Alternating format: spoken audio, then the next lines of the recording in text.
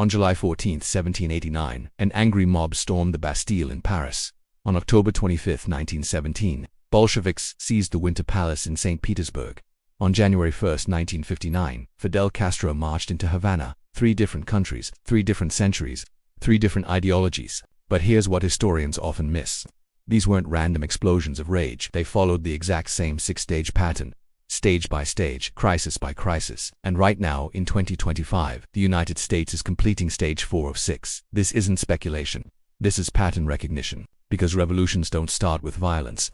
They start with broken promises. They don't begin with radicals. They begin with mathematics. And the mathematics of revolution are as predictable as gravity. Let me show you the 6 stages that destroyed 3 empires, where America is right now in that sequence, and why the timeline suggests we have 18 to 36 months before stage 5 activates. Because every government that's entered stage 4 has fallen. Every single one, no exceptions. And the pattern is screaming that we're next. Stage 1. Extreme wealth inequality. The mathematical tipping point. Revolutions don't start in poverty. They start when the gap between rich and poor becomes mathematically unsustainable. There's a specific number. A Gini coefficient above 0.50 indicates revolutionary potential. Above 0.60, revolution becomes probable. Above 0.70, it becomes inevitable.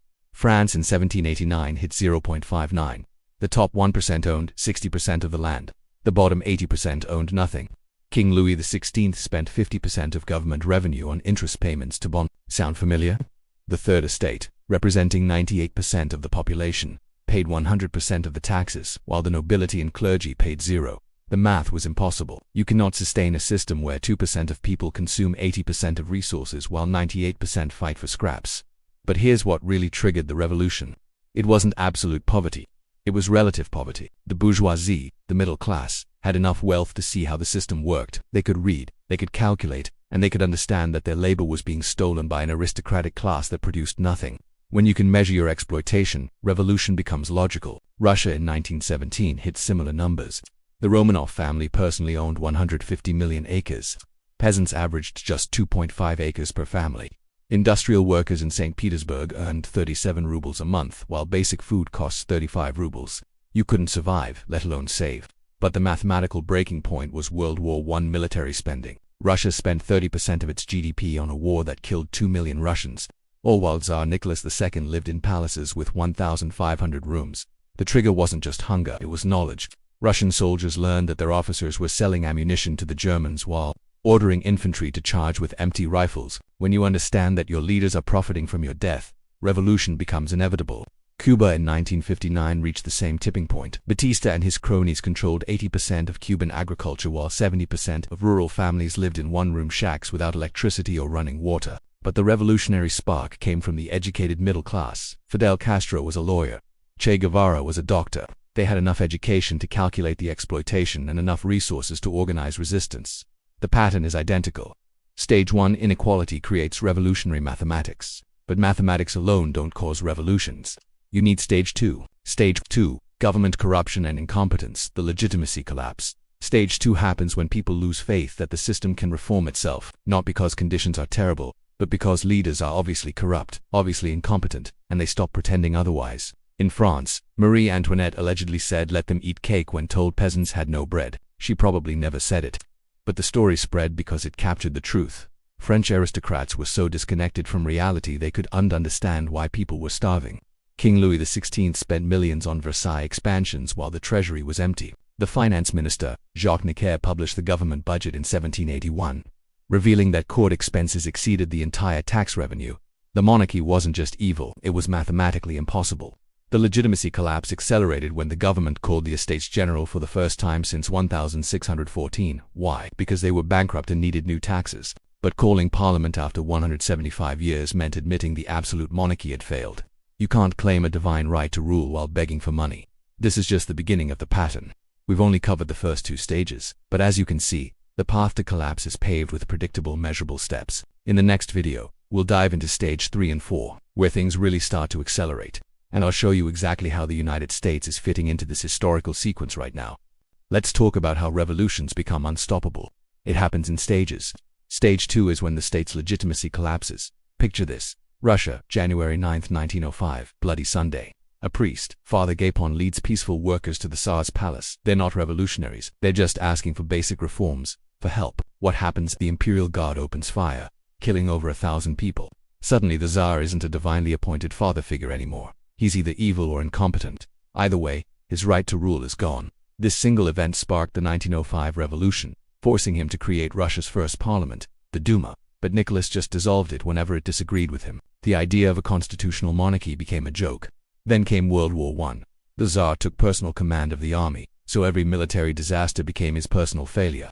By 1917, soldiers weren't blaming Germany for their losses. They were blaming the Tsar. Now look at Cuba in the 1950s. Batista seized power in a coup, canceling elections and throwing out the democratic government. He then partnered with American organized crime, turning Havana into a casino playground for wealthy foreigners while most Cubans lived in poverty. The corruption was so blatant that American journalists were writing exposés about it.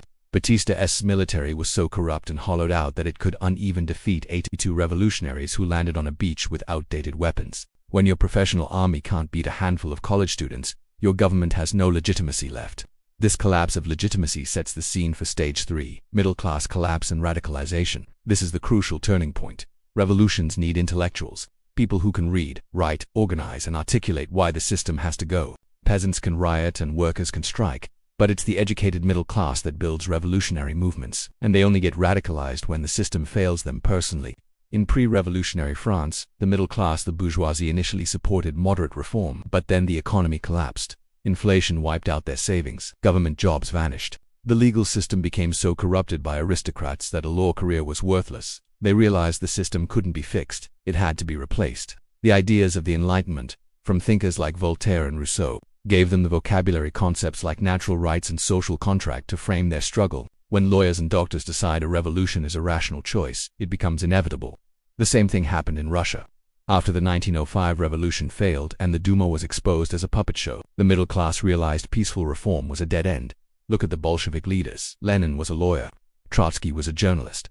Stalin was a seminary student. They were from the educated class that had tried legal reform and been betrayed. Marxism gave them a framework, a supposedly scientific theory that cast revolution not as mere outrage, but as historical inevitability. In Cuba, Fidel Castro was a lawyer who first tried to challenge Batista through the legal system. He filed lawsuits and ran for office. But when Batista canceled elections and shut down the courts, Castro concluded that the only path left was armed revolution. He framed it as a fight against American economic colonialism, a war of national liberation. When revolution becomes a patriotic duty, educated patriots will lead it. So, Stage 3 provides the leadership. But leadership is nothing without mass support. That brings us to Stage 4, loss of faith in institutions. This is when ordinary people, not just radicals, stop believing the system can fix itself. They stop believing because they see institutions failing, again and again, and they draw the logical conclusion. In France, this happened when the Estates General deadlocked. The Third Estate, representing 98% of the people, had the same voting power as the tiny minority of nobles and clergy. The math made reform impossible. So, they just walked out, declared themselves the new National Assembly, and swore an oath on a tennis court to write a new constitution. When the official institutions become illegitimate, people create new ones, and that loss of faith, that trust collapse, is a critical step on the road to revolution.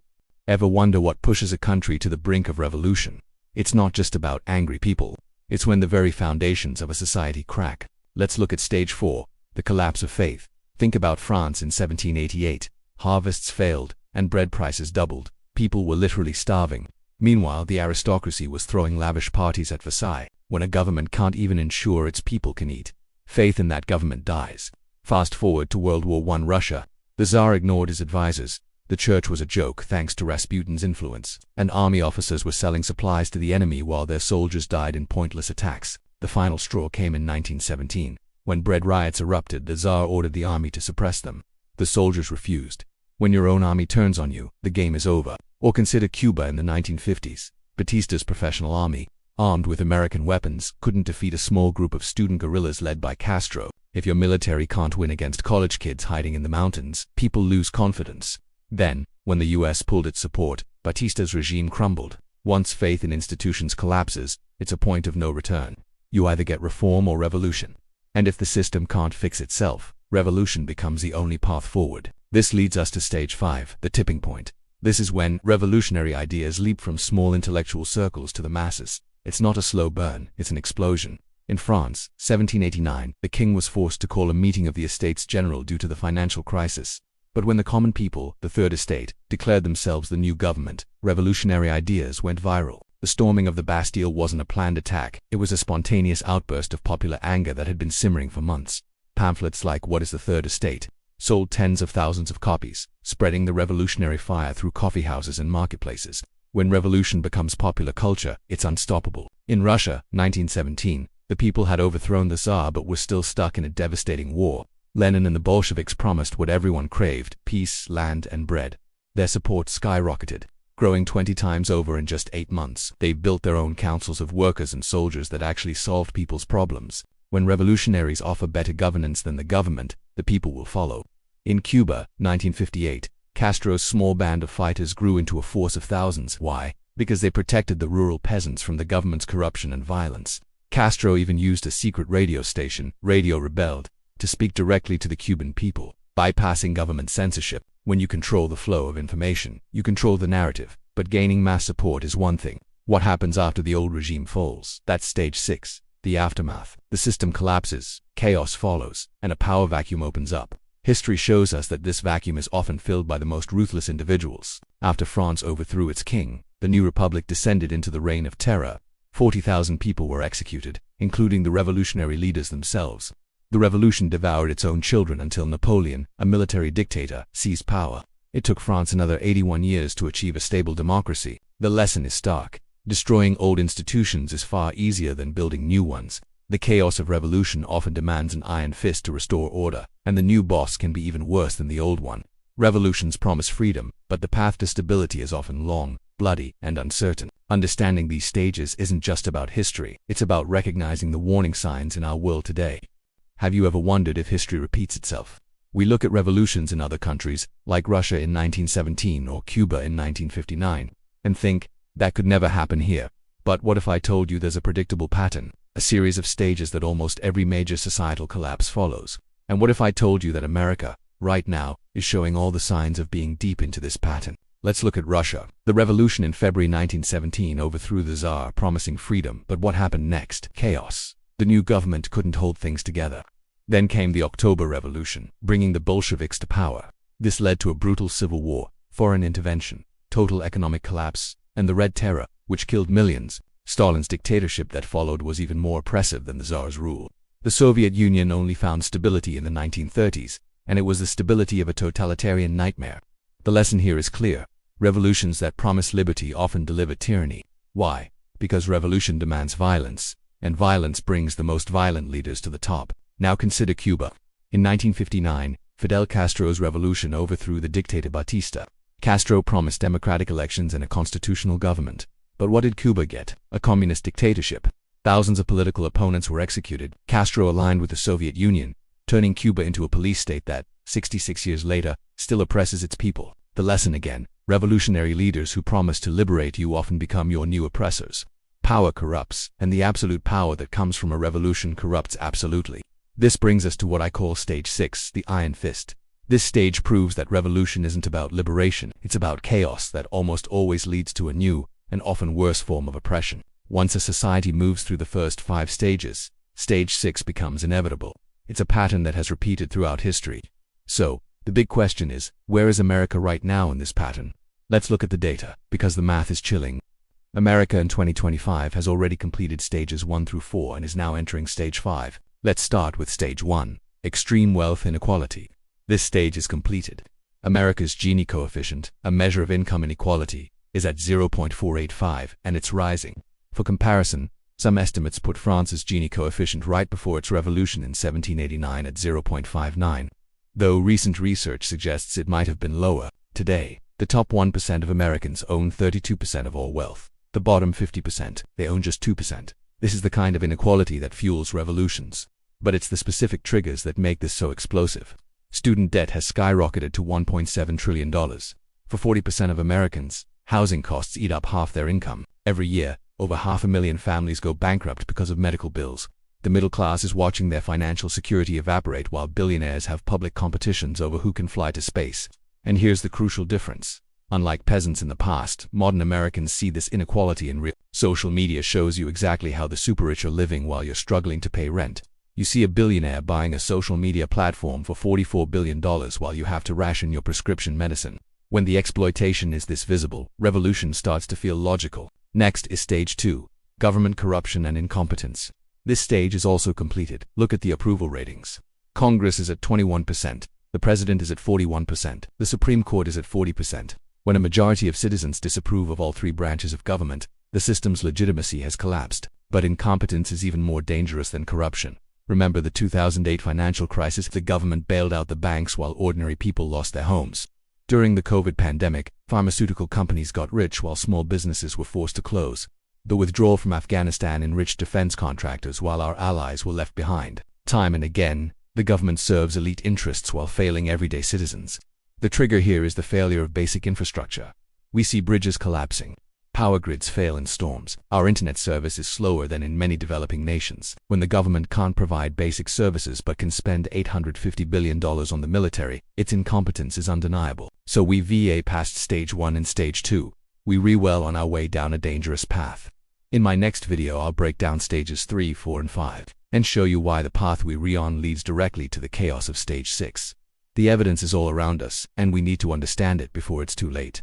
We're in what some call stage 3, economic and social transformation. Think about it. Back in the day you got a degree, got a job, bought a house. Simple today. University graduates are juggling multiple income streams. Many of us are going back to school, constantly learning just to keep up. Buying a home, that's a whole different ballgame now.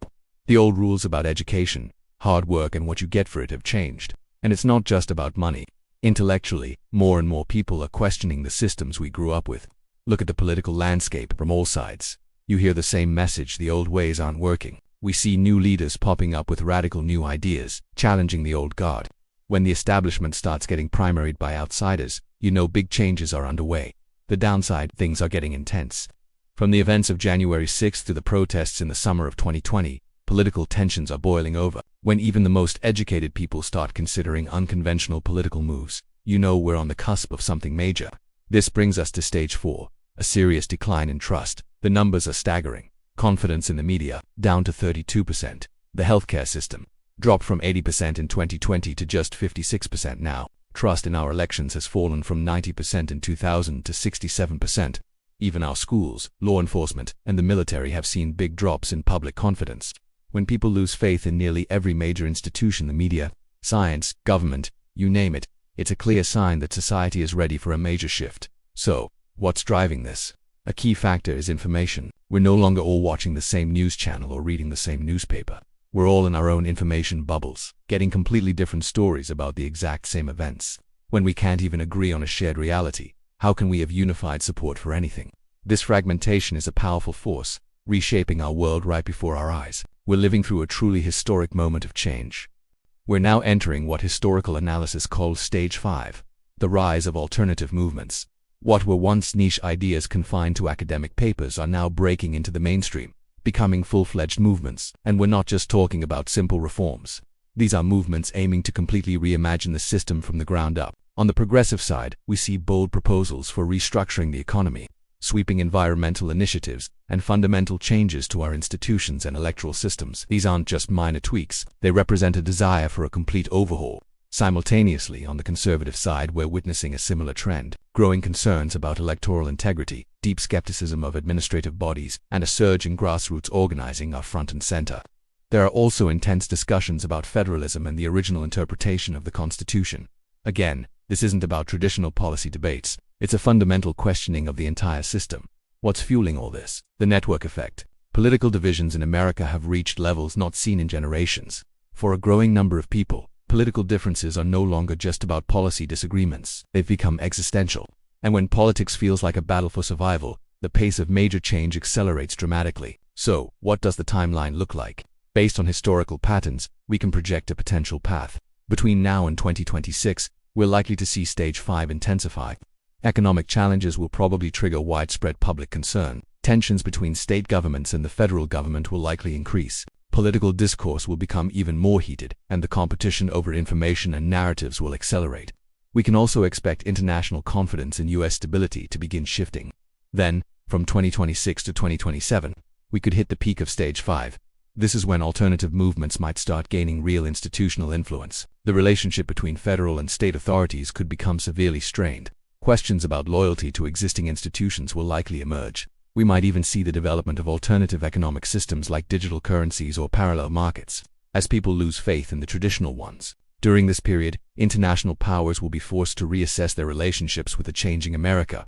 This brings us to the period between 2027 and 2030, where the possibility of Stage 6, or system transformation, becomes very real. In some regions, federal authority might face significant challenges, leading to competing claims of legitimacy. Economic instability could directly fuel political instability.